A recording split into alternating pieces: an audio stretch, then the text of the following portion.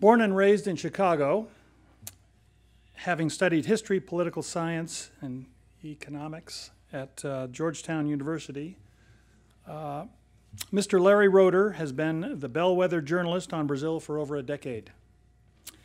If you want to know what is rotten, wrong, or righteous in Rio, Mr. Rohter is your man. He has worked there as a Newsweek correspondent and as the New York Times bureau chief for the Rio office. As many of you know, BYU and the Mormon Church have a number of security analysts that they employ to keep an eye on developments. One of them, a colleague of mine, and shared lunch with Mr. Rohter today, just down the hall, remembers the friendly skirmish for the Times between the Latin American specialists whenever Larry Rohter published an article that looked closely at Brazil or surrounding regions. So reliant were they on his perceptions and visions. He is the author of Brazil on the Rise, as Corey mentioned, a thorough historical, political, and cultural and economic analysis of South America's largest country.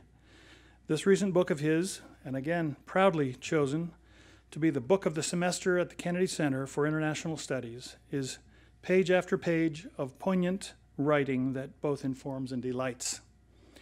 Known for his sharp reporting and spats with former President Lula da Silva, Mr. Rohter is widely recognized as knowing Brazil better than many Brazilians do, an advantage born of a passionate adoptive status that he has enjoyed with that country for the last 40 years. Mr. Rohter, this is your audience. The time is yours. Thank you.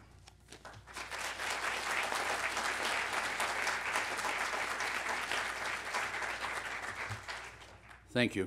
First of all, thank you, Professor Lund, for that generous introduction, and thanks to everybody involved in choosing my book as the book of the semester. It's an honor and a privilege to be here. So my topic is the same as the title of my book, Brazil on the Rise. And maybe I can start by giving examples of really how rapid and spectacular that rise has been and continues to be. The hardcover edition of this book came out in September of 2010, and lately I've been working on updates for a paperback edition this spring. So I've had to go through and see what I have to change to take into account new conditions. When the hardcover came out, I said Brazil is the 8th largest economy in the world. Well, January 1st, 2011, the statistics that came out indicated that Brazil had passed Italy to become the 7th largest economy in the world. And so towards the end of last year, I made that change. But I had a call on an emergency basis to the publisher last month because the numbers for the end of 2011 published last month say that Brazil has now passed Great Britain to become the 6th largest economy in the world. Now, granted that some of that has to do with the fact that Europe is in this terrible austerity and financial crisis, but the merit belongs to Brazil. Growth rate of 7.5% in 2010, somewhere between 4 and 4.5 last year, when the rest of the world is really, really tightening its belt. So the Brazilians deserve great credit for what's been going on. And some other examples of things I've had to update. I said originally that Brazil was the 15th largest oil producer in the world. In less than a year and a half, it's gone from 15th to 8th. And the projections are that it's going to be in the top 5 in another couple of years. Brazil is having a moment. And of course, they hope, and many of us who aren't Brazilians also hope, that it's more than a moment. So I want to talk about how Brazil got to this state that it's in right now, this very enviable state. and I want to talk about it in the context of world politics, and particularly something, this notion of the BRIC group that Goldman Sachs came up with a decade ago, which has become a kind of framing device to talk about emerging economies, the new emerging powers of the 21st century, the BRIC group being, of course, Brazil, Russia, India, and China. What, in a way, compelled me to write this book was that I saw so much attention being given to India and China that I thought Brazil wasn't getting its fair shake. It wasn't getting its due. Brazilian economy is larger than the Indian economy. That won't stay that way forever, but for now that's the case. And Brazil, with 200 million people, or in other words, 1/6 the population of India, has more millionaires and billionaires, which tells us it's a very mobile society. Veja magazine, the leading news magazine in Brazil, just had a story last week saying that every day 19 more Brazilians become millionaires in this state of boom. And yet, many of us here don't have an awareness of what's been going on. The kind of standard images that we have of Brazil are samba, soccer, the girl from Ipanema, the Christ statue, the Amazon, those are the standard images. And, you know, they're part of the reality, but there's a much more complicated reality than that, which is why this book has this cover. I specifically said to them, I don't want the Christ statue or the Amazon. I want to show downtown Sao Paulo stretching to the horizon, that vast energy that the country has. And yet, it's a problem making Americans aware of that. Shortly after I signed the contract to write this book, I was at a dinner party in New York, and the host offered a toast to the success of the project. And the woman sitting next to me was a high school librarian, and she turned to me and she said, "Why would you want to write a book about Brazil?" And I said to her, well, aside from the fact that it's an inherently fascinating country, it's a really important country and becoming more so. And I said to her, where do you think it ranks in terms of world economies? She said 35th. And I said, no, you know, I set her straight. And I said to her, and what do you think Brazil's leading export items are? And she thought about that for a second, and she said, leather goods or bananas? And I said to her, well, no, as a matter of fact, this year, the #1 export item is going to be aircraft. Airplanes made in Brazil by the 3rd largest aircraft company in the world. And the #2 item is going to be automobiles and car parts. So that kind of made her eyes widen. And it gave me a sense of the struggle Brazil has to make itself known on the same level as some of the other members of that BRIC group. So in this process of explaining to you how Brazil got to where it is, let me pick a baseline to show where it's come from. And this is purely arbitrary because I first went to Brazil in 1972, so I'm going to choose that as a baseline and tell you a little bit about what Brazil was like then as compared to now. Politically, the country was under a military dictatorship. Political parties, the traditional political parties, had been banned, and everybody was forced into 2 groupings, one pro-government, one anti-government. There was censorship of the press. There was, well, censorship of the press. There was repression against religious groups, against anybody who wanted to publicly and visibly oppose the regime then in power.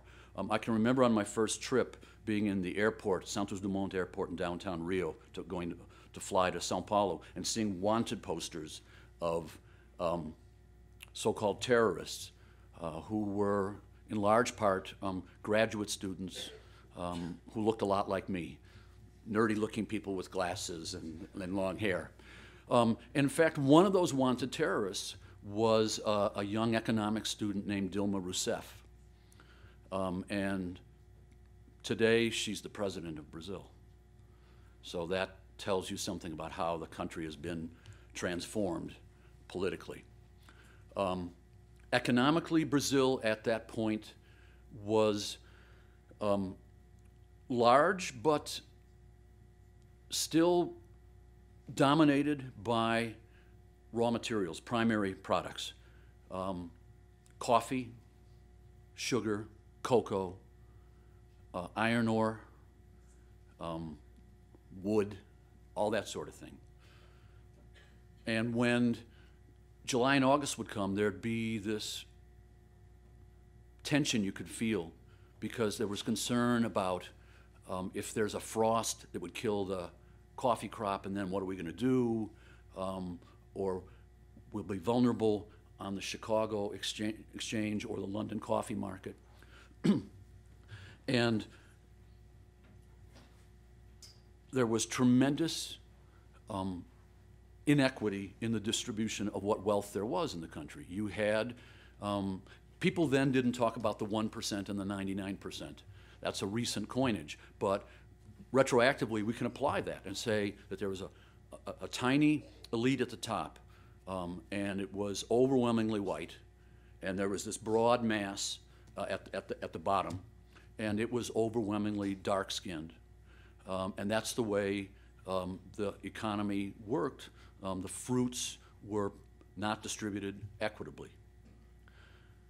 So where are we today? Well, as I've mentioned, on the political side, you have the former guerrilla named Dilma Rousseff as president. You have 23 political parties represented in Congress. This is a good thing and a bad thing, as I'll indicate later. You have a vibrant press that is contentious, does lots of investigations, unearths lots of corruption, as a result of which President Dilma has had to fire 8 cabinet ministers in little more than a year in office. You have a very active and vibrant civil society, environmental groups, religious groups, NGOs, the equivalent of the American Bar Association, the OAB as it's called in Brazil. The most highly developed civil society, I would say, of any country in Latin America. And on the economic side, as I've already said, number 6 in the world, and France is next on the list. The predictions were that Brazil was going to pass France by the end of the decade. Now that's been moved up to about 2014, 2015. So Brazil's aspiration, when you travel in Brazil, sometimes you see commercials on television or posters on the wall that talk about Brasil, o quinto poder, the 5th power. And it looks like Brazil is going to be able to reach that by the middle of this decade. And when you look at the economy, it's enormously diversified.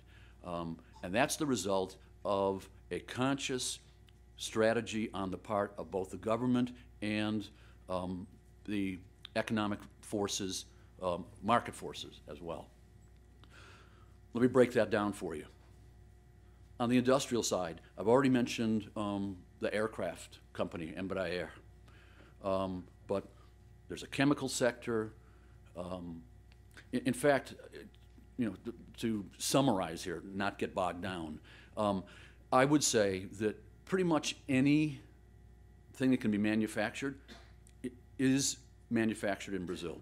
A market of 200 million people, and for the first time in Brazil's history, really just about everybody is part of the consuming economy. You don't have, as you did in the past, millions and millions of people who were outside the formal economy, living a subsistence existence. So a market of 200 million people appeals to just about everybody, computer manufacturers, you name it. Brazil, I'm told, is the only country in the world in which every automobile manufacturer has a presence, including, of course, our big 3. Ford just announced an $800 million investment, expansion investment. They announced that in December.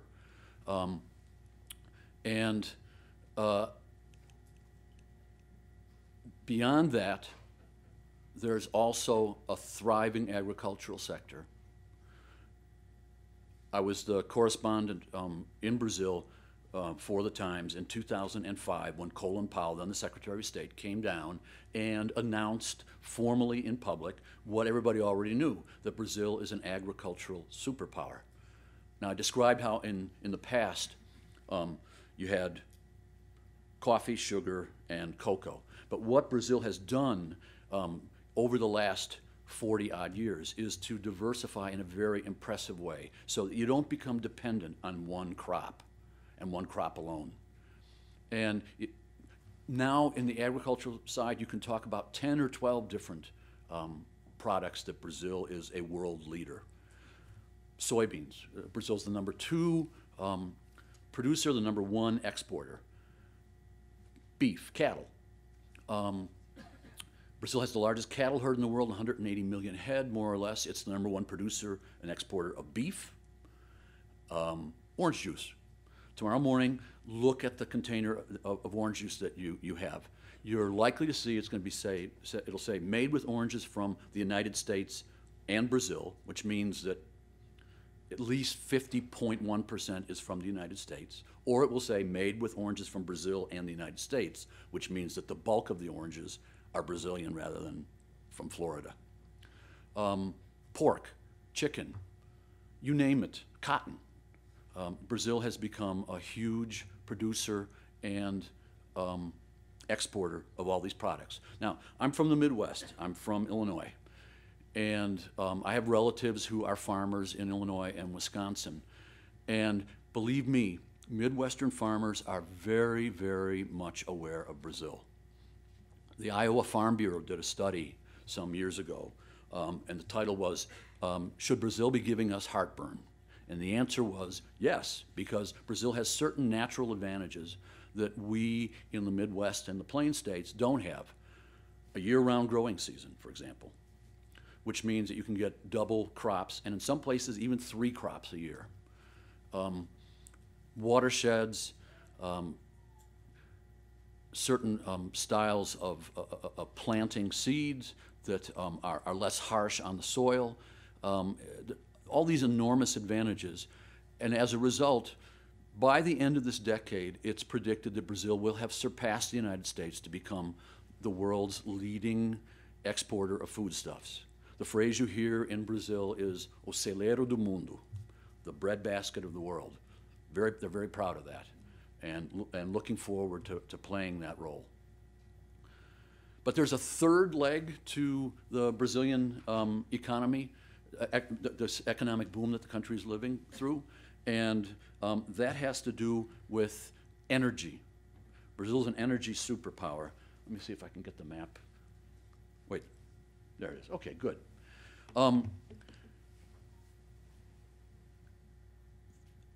I would break that energy issue down 3 ways.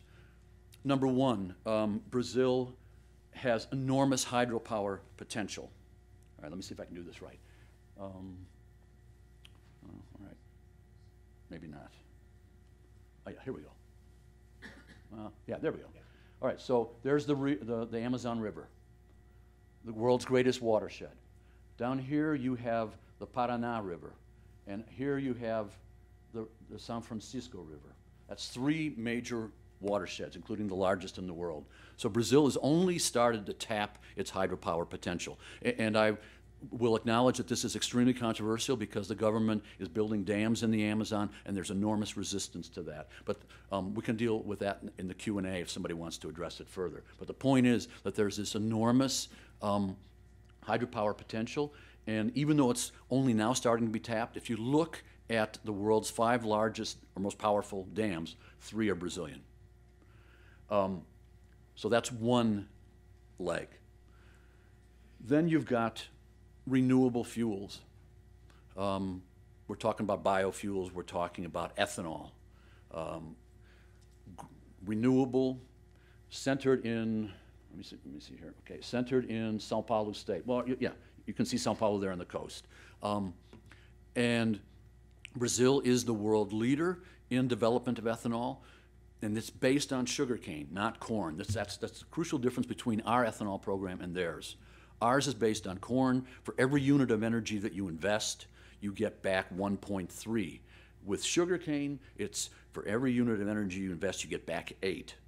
And Brazilian scientists working at the Sugar Institute, they've mapped the genome of sugar, and they have told me that once the world debate on genetically modified organisms is over, they could potentially raise that return to 20 to 1. So let's forget about corn, folks. There's no way to compete with that. And then the third element. You know, Brazilians like to say, Deus é brasileiro, God is Brazilian. And, you know, sometimes you gotta shake your head and say, well, they're probably right. Because in addition to all these vast resources I'm talking about, beginning in 2007, there were enormous oil and gas finds made off the coast of Rio de Janeiro and Sao Paulo, 2 basins, the Santos Basin and the Campos Basin. And it's currently estimated that Petrobras, the state oil company, uses the figure of 85 billion barrels of oil. And gas, well, I mean, you know, something enormous in that area too. Brazil has become an exporter of oil, not of gas yet. And it has the luxury of not rushing to exploit those oil and gas resources because it has so many other options. It's not going to become a petrostate the way a place like Venezuela has. You have this widely diverse economy, and you don't have, you don't have that pressure, that necessity. Okay. All right, well, you don't have the obligation to develop everything overnight. Doesn't seem to want to do this. I want to get that map back. Okay. All right, so I've sounded really quite upbeat here, and there is a lot of reason to be optimistic about Brazil. So, but let me shift tone here a little bit now and talk about some of the poréns, as you would say in Portuguese, the ressalvas, the issues that kind of require you to kind of step back and be maybe a little skeptical. Brazil's growth has been so spectacular in recent years that it's now bumping up against the capacity of the installed infrastructure, for starters. And when I say infrastructure, I mean both physical infrastructure and human capital. Brazil is facing shortages in terms of telecommunications, in terms of ports, in terms of highways, railways, airports, you name it, it's being pushed to the limit. You know, ships sitting offshore at Santos or Paranaguá, the main ports in the south. And when I talk about human capital, Petrobras, the state oil company, which is really in charge of developing those offshore oil and gas reserves, it has said that it's going to need 250,000 technicians, engineers, et cetera, professionals in the next decade. Just one company. That's a very large number. And the question is, can the Brazilian education system meet that demand? At present, you'd have to be skeptical and say, no, probably not. How are they going to get there? Architects, engineers, agronomists, all these are going to be in short supply. Accountants, you name it, are going to be in short supply as the economy continues to expand. And even now, you see companies in bidding competition to get people to poach each other's best employees. So wages have really been rising. So that's one area where we have to say there's a bottleneck here. Then I would say the political system is of concern. The economy has modernized at a much more rapid pace than the political system. those 23 parties I talked about, they're a sign of democracy, but also they are a impediment to the modernization of the political system, in that many of them have no real ideology, and they serve only to advance the personal interests of the leaders of those parties. And they'll make alliances. When you got 23 parties and you're the president, it means that your own party can it's almost impossible to get a majority. You have to make coalitions. And so you make coalitions, alliances with these little, what they call partidos nanicos, the dwarf parties. You bring them into your coalition. But what's the price? What's the cost? Well, sometimes you just pay them off. There was the so-called mensalão scandal under Lula. Another modality is you bring them you give them a cabinet post, a nice juicy one like cities or telecommunications or transport, where there's lots of money to be made on kickbacks from contracts. So this is a real problem for Brazil, modernizing the political system so that it can keep pace and provide the underpinnings that a modern economy needs. And I would also put high on the list public security. Now, Brazil has two major world-class events coming up in the next few years: the World Cup of Soccer in 2014 and the Summer Olympics in Rio de Janeiro in 2016. And it was the week that this book came out in September 2010, and I started going on the road to promote it. The weekend before, a gang in a favela, a squatter slum in Rio, had come down from the hillside and taken over a hotel and held the guests hostage. So I got a lot of questions from American audiences. Is it going to be safe for us to go to the World Cup or to the Olympics? Now, Brazil has a lot invested in both of these events, and I don't mean just in terms of money, although there's going to be vast infrastructure investment for stadiums. And since the middle of the 19th century, Brazil has talked about a railway to link Rio and Sao Paulo, and they're talking about finally doing that. But the investment is of another kind. Brazil sees these two events, especially the Olympics, I think, as a way to present itself to the world as the power it has become, a way of saying, look, we've arrived. The same way Japan used the 1964 Olympics to make that kind of announcement, and the way the Chinese used the 2008 Olympics. So if anything goes wrong with these events, it leaves egg on Brazil's face, and nobody wants that to happen. And even beyond that, the security issue is a fundamental one, not just for us foreigners who want to go there as tourists. It's fundamentally an issue for Brazil's citizens, the people who live in cities like Rio and Sao Paulo, who have had to contend. Look, I lived in Rio from 1998 to 2008. That was, in terms of public security, a very bleak period, because you had these drug gangs based in the squatter slums. And if one of their leaders was put in Bangu prison and he wanted to show he still had power, he'd use his cell phone to call his troops, and he'd say, tell the stores in Ipanema they have to shut down or we'll shut them down. And out of fear, the stores would shut down. Or you had situations where police helicopters wouldn't fly over certain favelas because they knew that the drug gangs down below had RPGs that could bring down the helicopters. Or there were multiple attacks on City Hall with mortars. It was the drug gangs showing their power. But ordinary citizens are sick of this. Not just the folks who live in Copacabana, Ipanema, Leblon, which is where I lived, but the people who live in the squatter slums themselves, the favelados, who get caught in the crossfire between police and the drug gangs. So there's a program underway to take back control of the favelas.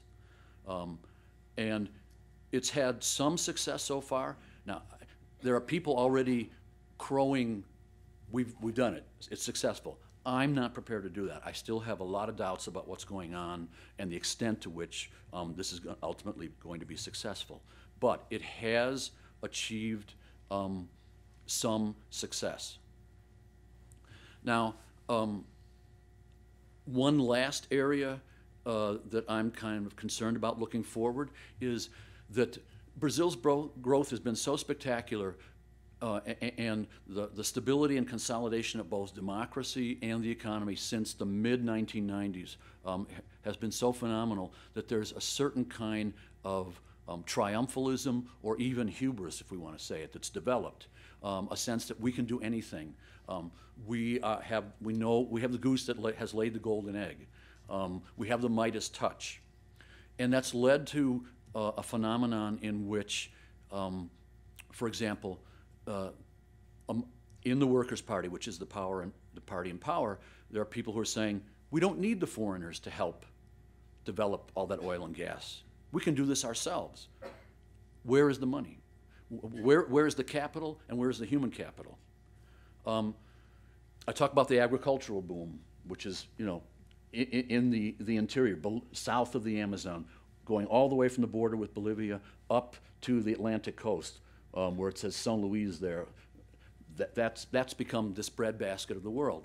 And farmers from my part of the country, Midwesterners, have said, well, if you can't beat them, join them. And they have flocked to buy land and become producers in the interior of Brazil. Guys I used to run into from Minnesota or my home state. And there's been a reaction to that. There's been talk in Congress about limiting the ability of foreigners to own land or develop land or invest in agriculture. I don't think, I understand where that impulse comes from, but I don't think that it would ultimately be productive. Brazil has these capital shortages, human capital and financial capital. So, where are we? What happens next? Often when the book came out, I did a lot of interviews with the Brazilian press, newspapers, magazines, television, the whole bit. And one question came up a lot, which was, what's the guarantee that in 10 years you're not going to have to write another book called, The Decline of Brazil? And I said, well, there are no guarantees in life. But it's up to you guys. It's your country. You have to make the right decisions. You've had a great run since the mid-90s. You had Fernando Henrique Cardoso as president from 94 to 2002, who did the fundamental work necessary to create this burst of growth that then came under his predecessor, Luiz Inácio Lula da Silva. It's continuing under President Dilma Rousseff. But Brazilians have to continue making the right decisions for that to continue. And Brazil's fate is not entirely in its own hands. Brazil weathered the first financial crisis of late 2008 very, very well. And if someone would like me to explain why, I'm happy to do that in the Q&A. But the question is, can it handle a second one if this Great Recession is now going to get worse again because of what's happening in Europe and here in the United States? And if China, which replaced the United States as Brazil's leading trading partner in April of 2009, if China is also decelerating, then how does Brazil maintain its high standards of growth? So there's a lot of questions in the air. But overall, I'm optimistic because nobody wants to return to the past. Nobody wants the military to take control again. Nobody wants to go back to inflation of 70% a month. Nobody wants to go back to having an economic populist in the presidency. Dilma Rousseff is by training an economist. I think she understands the challenges that the country faces. She's determined not to make mistakes that some of her predecessors made when in the past it looked like Brazil was about to take off and launch. But we need to be attentive. Not just Brazilians, but we as Americans need to be attentive as well, because Brazil is increasingly playing an important role in the world economy, in world diplomacy. It is becoming a colossus in the South, and we need to pay attention. That's why I wrote the book. I'm glad to see so many of you here who have Portuguese language knowledge, who have been to Brazil. We need more people like you, because Brazil is a world player and will become increasingly so in the years to come. So I'll stop here, and I'm happy to take questions for as long as people want to fire questions at me. Yeah, I guess the procedure is people are supposed to line up at the mic and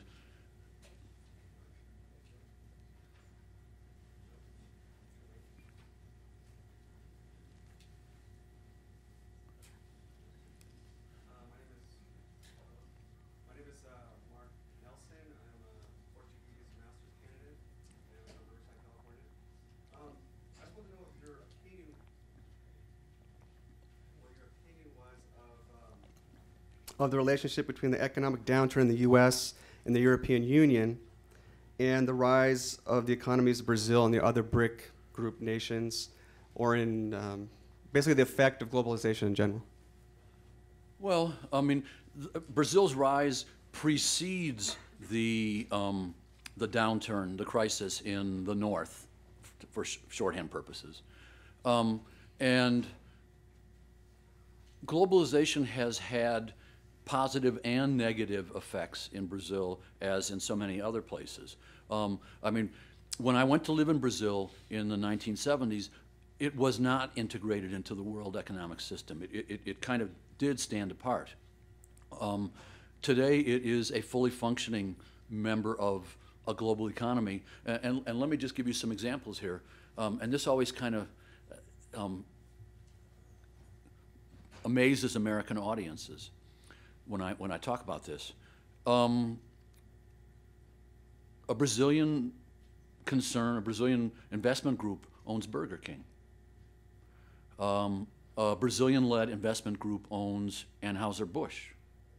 So if you're going to be eating a burger, a Whopper, or drinking a Bud, you're contributing to the growth of the Brazilian economy. The world's largest meatpacking company is a Brazilian company, JBS Friboi. They own Swifts. They bought Swifts. They own Pilgrim's Pride.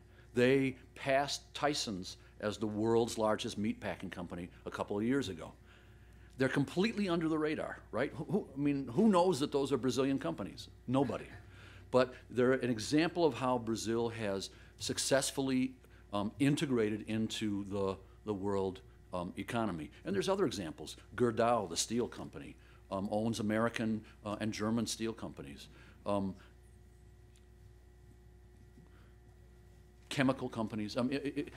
Brazil is now a part of this globalized economy and increasingly exercising its voice and its strength. Want to go ahead? Hi, thank you so much for coming here today. My name is Natalie pleasure. Schulteis. I'm a double major in linguistics and Latin American studies. I'm from Indiana. I went Yay! to Midwest, yes. I wanted to ask you, with the upcoming World Cup and Olympics in Brazil, a lot of attention has been put on the favelas and efforts to cramp down on violence and crime, and even to revitalize them. But on the other hand, as you've shown today, their economy is exploding. Does this seem like evidence of serious economic inequality? And if so, what is the government doing to address the issue? Can Brazil increase its human capital by decreasing economic inequality? I mean, the short answer to the last question is yes. And Okay. the long answer is that really since the mid-1990s, when with the creation of a new currency called the real and an attempt to bring down inflation, Brazil has been very, very notably successful in addressing the question of income inequality. You've had 3 administrations in a row now that have used these surpluses that have been built up from, let's say, for example, the trade surpluses, investing that money in social infrastructure, education, healthcare, for example. There have also been, under all three of these administrations, a system of actual stipends to the poor on a monthly basis. Now, this is a very different model than our own, obviously. I know how controversial this is in the United States, but in Brazil, there is a social consensus, political too, it cuts across all ideologies, that one of the functions of government is to reduce income inequality. And there's been notable gains in that area. The country still has a long way to go, but you're seeing the creation, Brazilian marketing concerns, they divide the class structure into A, B, C, D, and E, with A being the highest, and you're seeing people move from the E into the D and the D into the C. So you have the creation now of a lower middle class that's enormous. I live in New York now, and I walk down Fifth Avenue and I see all kinds of Brazilians with all kinds of accents from all kinds of places, from all kinds of classes, including that Class C that I'm talking about, who now have enough money to travel to the United States. The leading foreign tourist group in Florida is Brazilians. More Brazilians go to Disney World or Universal Studios, whatever there is in Orlando, than any other foreign group. So there has been a reversion of the centuries-old tendency to have that 1% versus the 99% that I talked about earlier. That's being chipped away at. And we're kind of going in the other direction. But Brazil deserves credit for what it has done. Still more needs to be done. But for the first time in the country's history, you can look and say, aha, they're actually addressing that problem and having some success. Thank you. My name is Michelle Rubio. I'm Guatemalan Cuban, raised in Miami, Florida, and I'm studying public relations. I have a question. You were talking about how Brazil has grown and has a lot of untapped potential for the hydropower, and I was just wondering, what are Brazil's priorities as far as growth, and do they come at the expense of the environment or maybe other big issues? Yeah, thanks for asking that, because that's a really important issue, especially to those of us, outside of Brazil who are worried about, for example, the Amazon. And again, there's a short answer and a long answer. The short answer is that yes, to some extent, growth has come at the expense of the environment. Starting in 1970, when the military dictatorship built the Trans-Amazon Highway, which ran from east to west. I mean, it started near Natal and crossed the entire country, almost to the Peruvian border. That opened up the Amazon, and yes, there's been enormous deforestation. In recent years, in the beginning it was maybe peasant settlers because the government had a policy that it called land without men for men without land. But in recent years, the deforestation, you have to attribute it to industrial interests, logging, mining, sawmills, all that sort of thing. So it is definitely a problem. However, again, there have been some encouraging signs. If you go and look at what happened in Copenhagen in 2009, which was, when the world got together, as it does periodically, to deal with environmental issues, Brazil, for the first time, made a pledge to reduce greenhouse gas emissions by 40%. Now, Brazil is the number 4 country in terms of greenhouse gas emissions. And that's a pledge that Brazil made. It's not a binding commitment, but it's a step in the right direction, because really before then, the Brazilian attitude has always been, there's this phrase you hear all the time in Brazil, a Amazônia é nossa. The Amazon is ours. And the corollary to that is, it's ours, not yours, so keep your nose out of our business. But I thought 2009 was an encouraging sign, because for the first time, Brazil made a commitment to reduce greenhouse gas emissions. And in doing so, it broke ranks with India and China and put pressure on them, because there had been this block of the newly emerging economies saying, no, no, no, all the reduction has to come from you industrialized countries. But Brazil has now shifted position, acknowledged the extent of the problem, promised to do better, and that's a significant step forward. Now, will they actually fulfill that promise? We'll see. Hi, my name is Katia, and I'm a student here at BYU, and my major is Latin American Studies. I read your book 2 years ago, and I have to say that it was the best book I read in English. Thank you. It really was. You kind of, like, to me, you understood Brazilian culture very well. And back then I had so many questions, and you talked about how, well, going back a little bit. So I had many questions. Actually dreamt of bumping into you in New York. I lived in New York for 6 years. And for 6 years. And because we don't have a lot of places or opportunities in Brazil to discuss politics. And you talked about how it's in our hands now to make Brazil leave the status of country of the future, and it will always be to country of the future. So what do you think we can do, we as Brazilians and people that are interested in Brazil, can do to change? But one aspect to change the aspect of corruption in Brazil. Yeah. You talked about in the beginning of the book that it's an inherited trait from the way we were colonized by Portugal. So how can we change that? Can that be changed? And if so, how? How can it be changed? Yeah, I mean, it's a tough process, but I'm pretty optimistic, because I see signs of change. I mean, I think your generation, maybe because of access to the internet, I mean, young Brazilians look and they say, well, we should be able to have, why can't we have what Japan has in terms of probity in government, or the European Union? There's a deep-seated demand for something better, that this has to end, this cycle of corruption. And look, I mean, I think one way to deal with this is to make some reforms in the political system. It's kind of technical stuff, but it could have far-reaching effects. For example,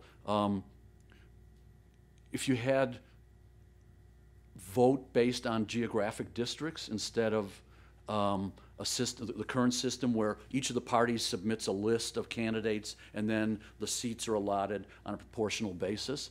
Another thing that's important is, I think, a campaign finance law where the parties have to account for where their money comes from.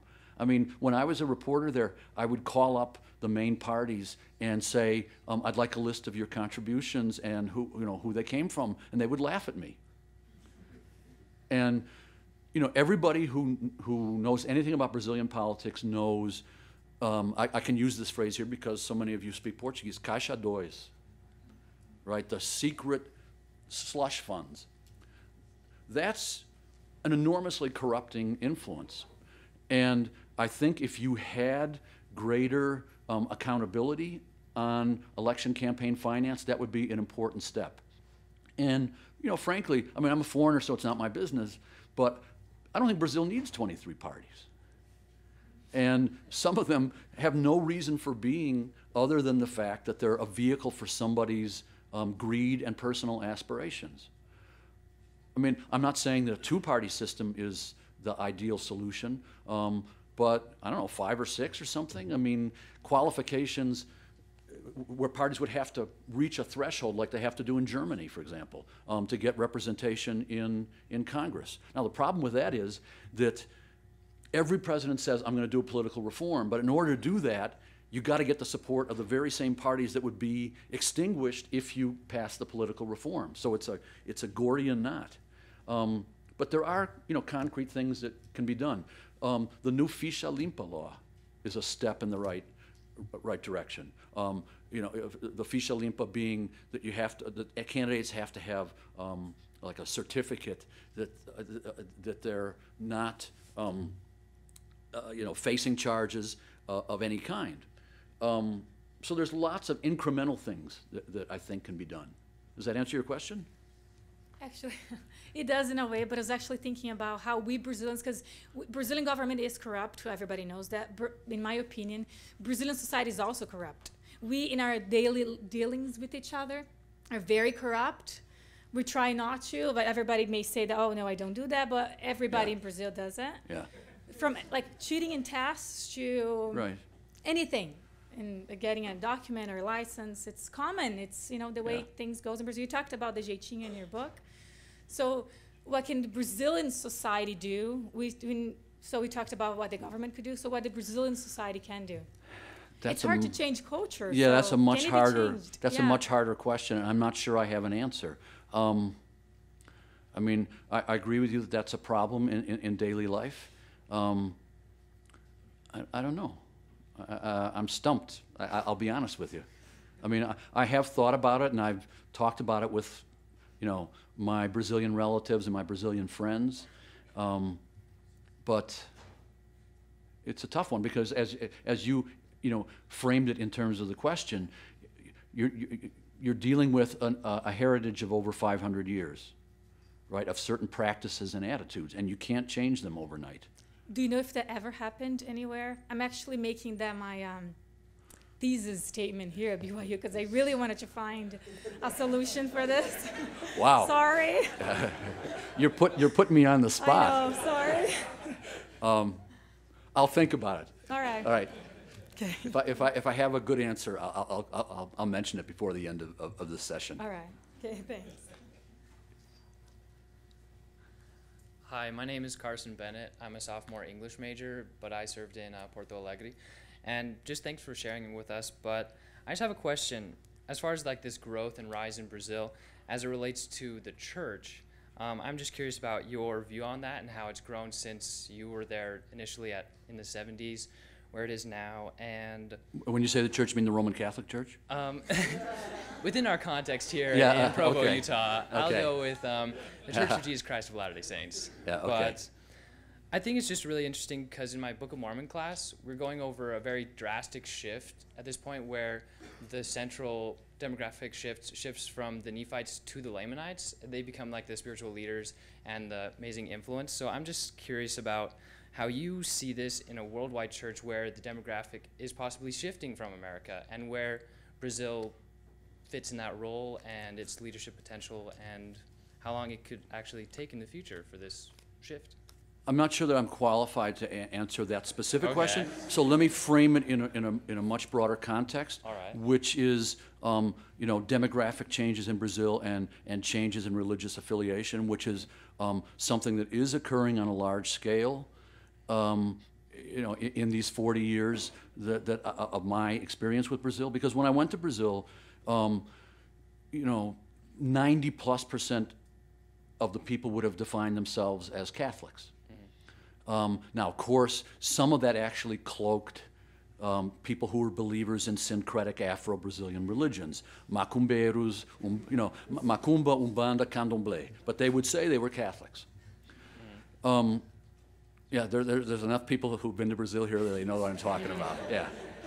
But if you look at Brazil today, the 2010 census, I think the numbers of people who declare themselves to be Catholics, it was down about 60% now.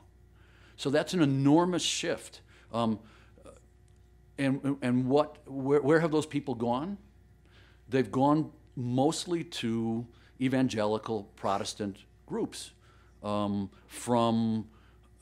whether we're talking about on one end, let's say Presbyterians, and on the other end, you name it, Baptists. But the point is that you have the emergence of this countervailing force in Brazilian society that's not Catholic, doesn't necessarily share Catholic values.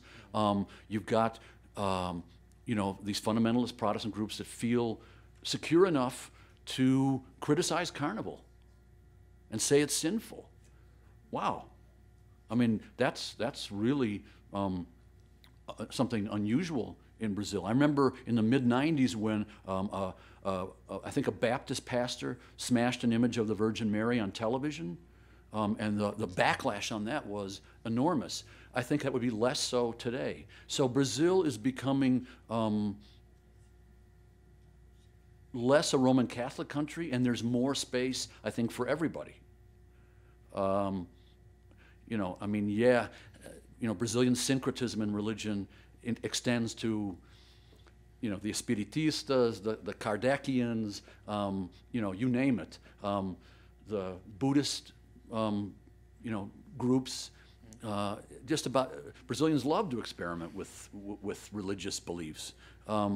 So it's an open field, and it's likely to continue to be so. And you know something? I mean, I saw a study recently that said that Brazil is now the second largest Protestant country in the world, and that's something to think about. Wow. The United States being the first. So that doesn't directly answer your question. No, not directly, but thanks for your insights. But I wanted to give you some context in which your church is a player along with a lot of other new players, and there's lots of terrain in which they can act. All right, thank you.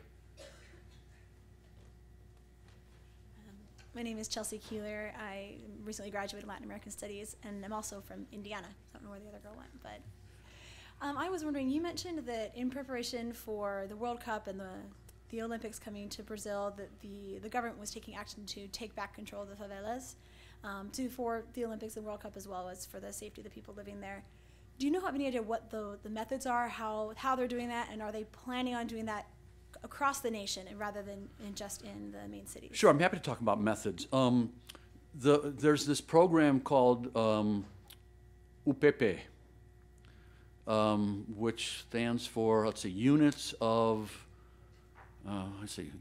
Police Protection. I can't remember what the other P stands for. But here's how it works. Recognizing that the regular police are hopelessly corrupt, a special entity has been created, a parallel police force, battalions, trained separately, and at the same time, before they're sent into a favela, work is done to talk to the community, to let them know what's going to be coming, to get this community on the side of this action. Because there have been sweeps, let's say, in the past, but I've done a lot of reporting up in the favelas, and you hear people, favelados saying, "Que se dane." They feel that both sides are horrible. They feel no sympathy for either side. So how do you win support for public security forces? And this is one way that they're doing it. Now, the problem is that there's not enough of those guys. And so, yes, they went into the Complexo do Alemão, this huge favela complex near Galeão Airport in Rio. But now they want to take back Rocinha, and they want to take back Vidigal. But in order to do that, they got to take guys out of Complexo do Alemão and make that other area that's been taken vulnerable again. So it's as usual, a problem of resources. But it's the right approach, I think. But there's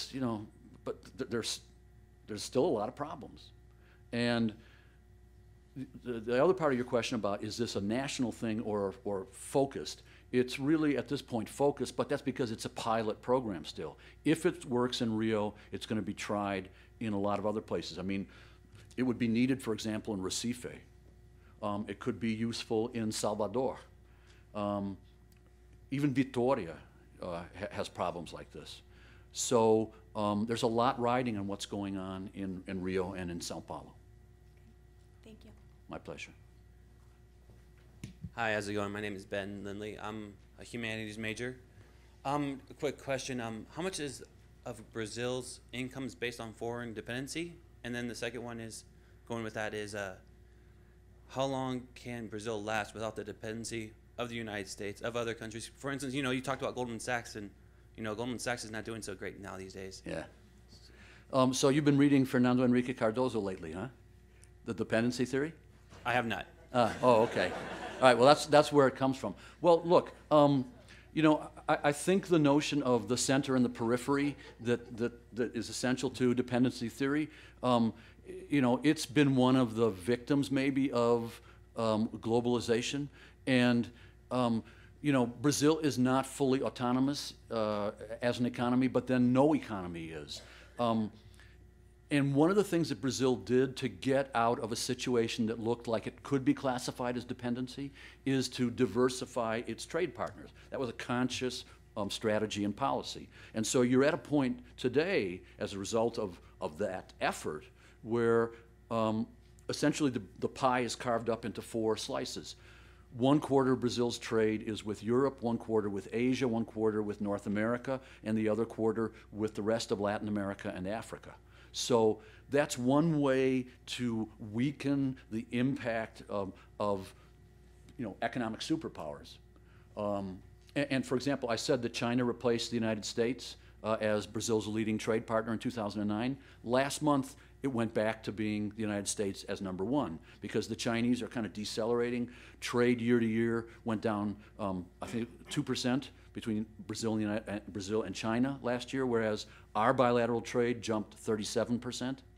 So Brazil is flexible. It has choices. The fact that it has oil that everybody wants. Imagine if the Iranians do what they say they're going to do and cut off the Straits of Hormuz, how important Brazilian oil becomes, how Brazil would be in a driver's seat. So the world today is, I think, vastly more complicated than it was in the 60s and 70s when Frank and Cardozo came up with the you know, dependency theory. All right, thank you so much. My pleasure. My name is Nathan Harris. We've mentioned the inequality between the lower class and the upper class in general. I spent the majority of 2 years serving for the church in Alagoas, Maceió specifically, and from what I gathered from people I talked with, people I met, and from the little time I was in Sao Paulo, there's definitely a difference between the Northeast as a region and the rest, specifically the South. It seems as if the Northeast is the lower class of the geographic regions. We mentioned that there's a little bit of hope for the lower class in general. Is there hope for the Northeast region?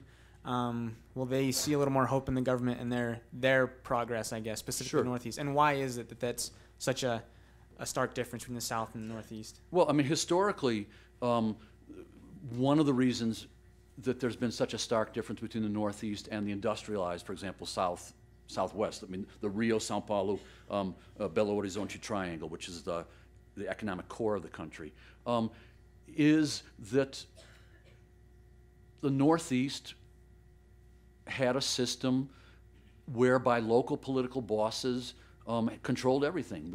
You know, you can call them the coronéis, you can call them the caciques, whatever term you want to use. But while, you know, families like the Sarnez in Maranhão or the Antonio Carlos Magalhães in Bahia, they had an iron grip on their individual states, and you don't have a modern system in that kind of a situation. And one way that Northeasterners got away from that would be to migrate to cities like Rio and Sao Paulo. Now, one thing that's really interesting in this phenomenon I'm talking about right now is that there's starting to be a flow in the other direction. And I think that's really interesting. It's incipient. But for example, if we look at the map, see Campina Grande there in the Northeast?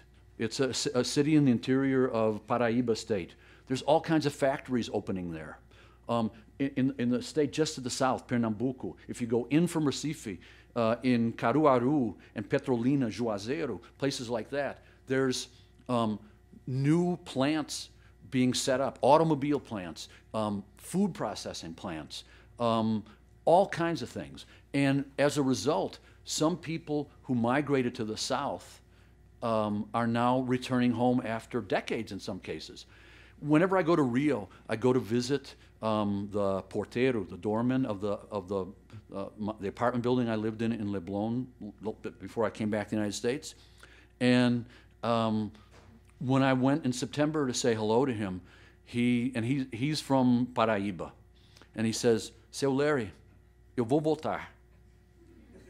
And he's going back to Campina Grande. His mother never came south. He came south 25, 30 years ago, and he's going home. Now that's an anecdotal thing, but what I'm trying to say with that is that this is something to be watching. The Northeast is still the most backward part of the country, but it's starting to catch up maybe a little bit. And that's an enormously encouraging development if it continues and if it grows. Thank you. My name is Robert Jeffrey. I'm a grad student in Portuguese studying literature. My question is kind of related to a question that was made earlier about Brazil's hydroelectric policies. Mm-hmm. Specifically, you said that there's kind of this feeling of hubris that they can do it on their own, just generally speaking about the economy, but also that they've tended to not be so anxious to develop their petroleum resources. Do you think, on the other hand, this is my perspective, and I'm just seeing if there's any foundation for it, if maybe they've been a little overzealous in trying to invest in the hydroelectric resources, such as the success they've had in Itaipu, which maybe is driving them to pursue other dams such as the Monte Bello, which is really controversial. Right. Building onto the controversies of the past. Yeah. What's your perspective on that direction, if it's maybe too ambitious versus the petroleum I policies? mean, Monte Bello right now is the flashpoint on the whole issue of hydropower development, and it's become kind of a symbol of maybe wrong-headed development in the Amazon in general. You mentioned Itaipu, which is of course right down there by Iguazu Falls in the south of the country. Yeah, that was the first big giant effort. You've got Tucuruí east of and south of Santarém. That's another one of the three. I say 3 out of the 5 biggest dams are Brazilian. Monte Bello, there's a lot of problems with Monte Bello. There's kind of two schemes you can imagine playing out if it gets built. One is that the electricity from that would be used in a series of aluminum plants being built near Belém to process the raw materials coming out of the Amazon. But all of that would be exported to China. So in essence, China is exporting its own environmental problems to the Amazon. The alternative is that a lot of that energy, the South, the industrial South that I've been talking about, that triangle, it constantly needs more energy. And because Evo Morales in Bolivia has pursued a very nationalistic policy about energy there, the Sao Paulo and Rio and Minas Gerais need energy from other sources. But if you build the Monte Bello Dam, you have to build transmission lines for 2,000 kilometers to get to where the factories are. So, is that the best way to go? I don't know. There's another project on the Madeira River in the western Amazon, Santo Antonio and Giraú, that's just as problematic. So hydropower has a political, controversial component that ethanol, biofuels, doesn't have. Oil and gas could very well develop the same kind of political controversy, because one thing I noticed after the BP disaster in the Gulf of Mexico was a lot of Brazilians saying, whoa, hold on. Because these offshore oil deposits that are being found, they're right off the coast of the 2 most important cities in the country. Imagine if those beaches get fouled. I mean, New Orleans is bad enough, but imagine Rio and Sao Paulo. So all these things are things that Brazil has to weigh and debate, and that's why I think it's important and healthy that you got a strong civil society, that there are environmental groups that present a counter pressure. There are legal groups that will go to court. There is a system, But the president, Dilma, she's clearly a developmentalist. She likes those things. So, you know, I think she's probably going to ram them through. And then what? I don't have an answer to that. We got to pay attention. Thank you very much. My name's Jacob Marks. I'm actually a chemistry major. It has nothing to do with the subject. Well, Petrobras needs chemical engineers. That's very true. But you've consistently talked about how Brazil has been under the radar and about how you wrote this book to bring Brazil into the forefront. And I've, especially after getting home from spending 2 years in Brazil, I've noticed how many misconceptions there are about Brazil.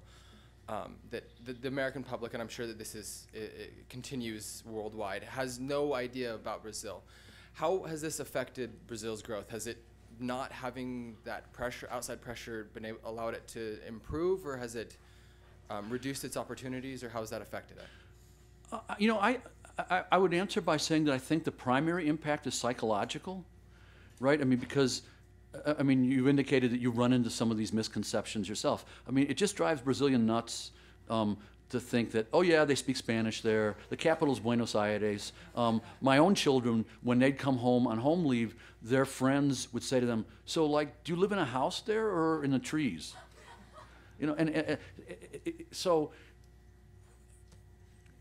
you know, this is the 6th largest economy in the world, the 4th largest democracy, a country that geographically is larger than the continental United States. It's like, if you're a Brazilian, it's like, come on, folks, you know, get real. And what Brazil wants, I think most of all, is to be taken seriously, and it wants a seat at the table.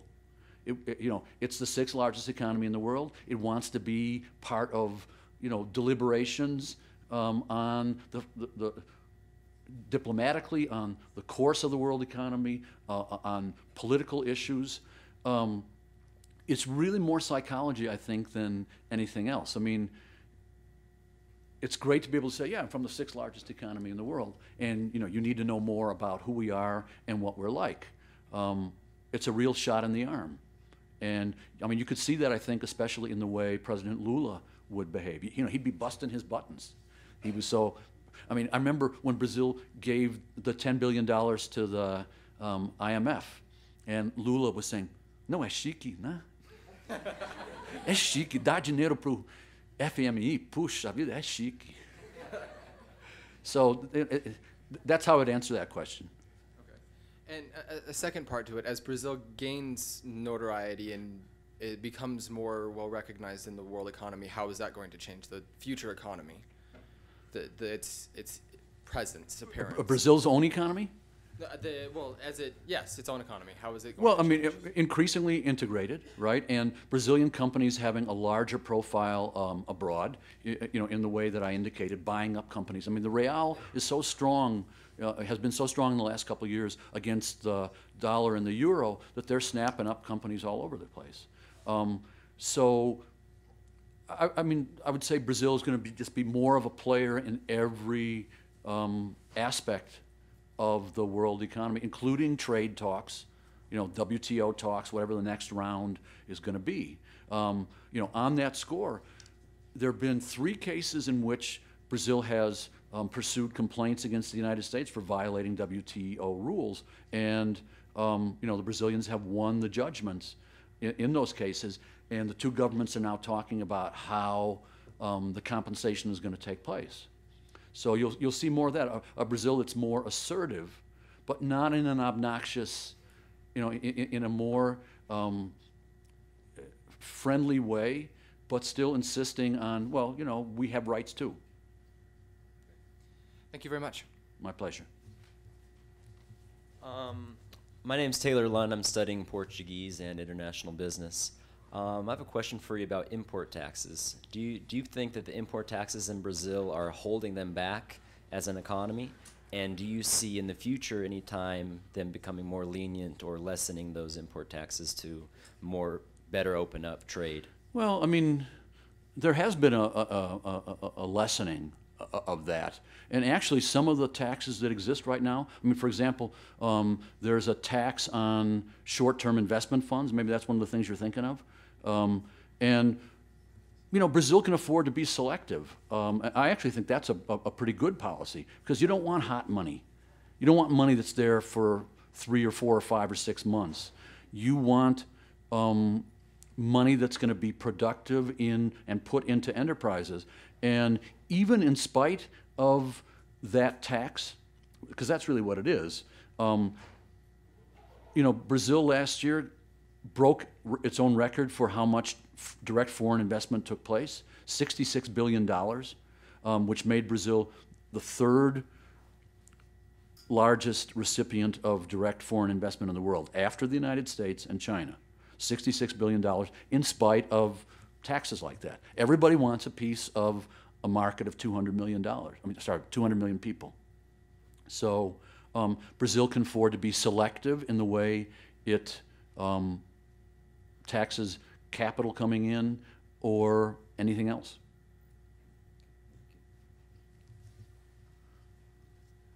We've talked about different stereotypes for other countries looking at Brazil, but also I was also a missionary.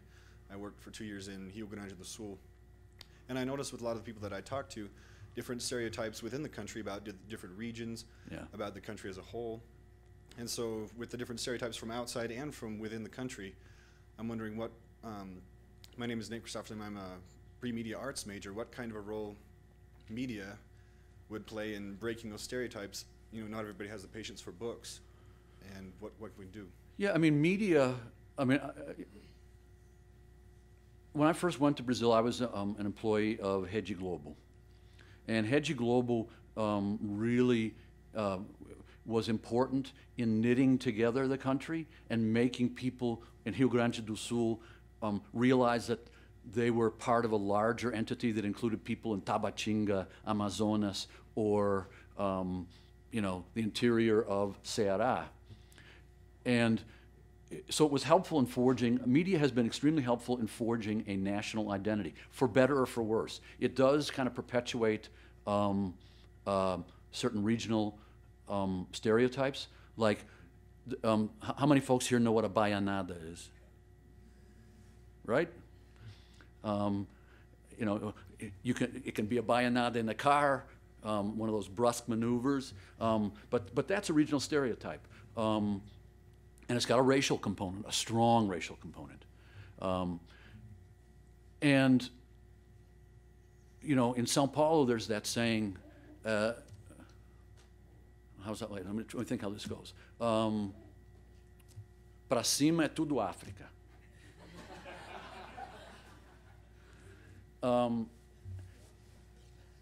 You know, how do you overcome stereotypes like that?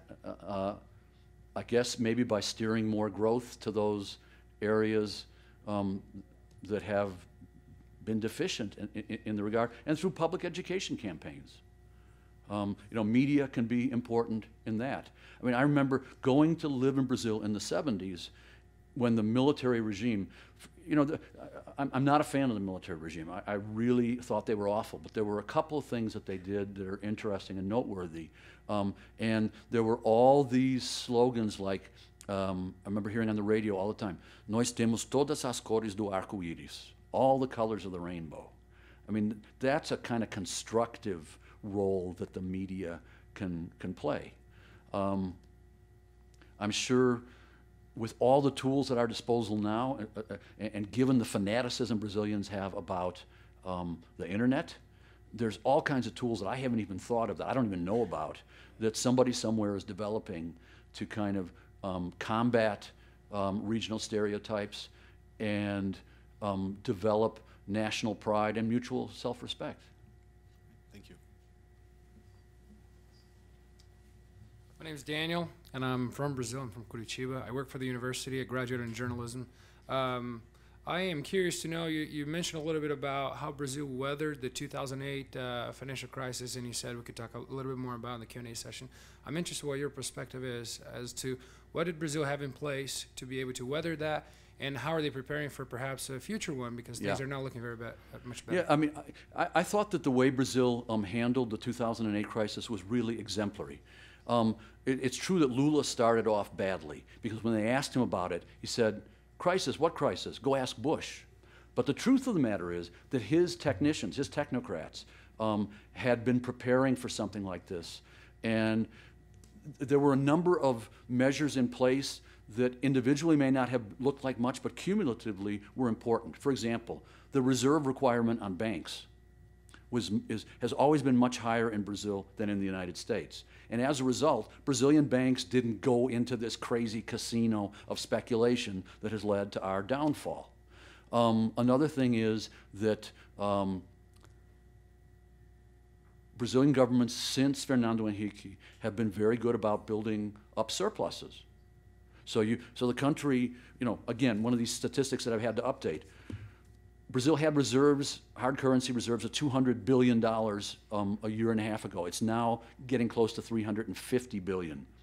So the government can use that money when necessary to inject capital into the economy. And in September and October of 2008, as banks here and in Europe were withdrawing, calling their capital home, the Brazilian government used some of those reserves, for example, to inject into the system so that people could continue to get automobile loans.